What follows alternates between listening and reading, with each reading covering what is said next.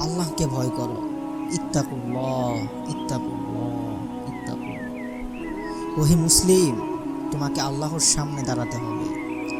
তোমার হিসাব নেওয়ার জন্য আল্লাহই যথেষ্ট, যিনি সব জানেন। তুমি যা গোপন করো ও প্রকাশ করো। তোমাকে অবশ্যই মৃত্যুবরণ করতে হবে। যখন তুমি দুনিয়ার সব কিছু ছেড়ে চলে যাবে, শুধু তুমি আখিরাতের জন্য যা সঞ্চয় করেছো তা নেই।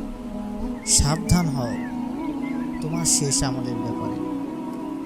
তুমি জানো না কখন তোমার শেষ মুহূর্ত। তুমি কি প্রস্তুত মৃত্যুর জন্য? তুমি কি প্রস্তুত কবরে সওয়াল জবাবের জন্য? তুমি কি প্রস্তুত ভয়াবহ কিয়ামতের জন্য, হাসরের ময়দানের জন্য, হিসাব নিকাশের জন্য, আল্লাহকে জবাব দেওয়ার জন্য, মিজানের জন্য? তুমি কি প্রস্তুত চুলের চাইতেও সূক্ষ্ম, তরবারির চাইতেও ধারালো পুলসিরাতকে পাড়ি দেওয়ার জন্য?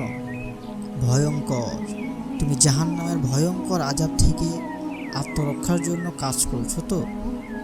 যার ইন্ধন মানুষ এবং পাথর, যার আগুন ভয়ঙ্কর উত্তাপ সম্পন্ন কালো বর্ণের নেই, যা হৃদয় পর্যন্ত জ্বালিয়ে দেবে, এমন উত্তপ্ত পানি যা নারী ভুঁড়িকে বের করে দেবে। রয়েছে খাবারের হিসেবে জাক্কুম ও গলিত পুরুষ।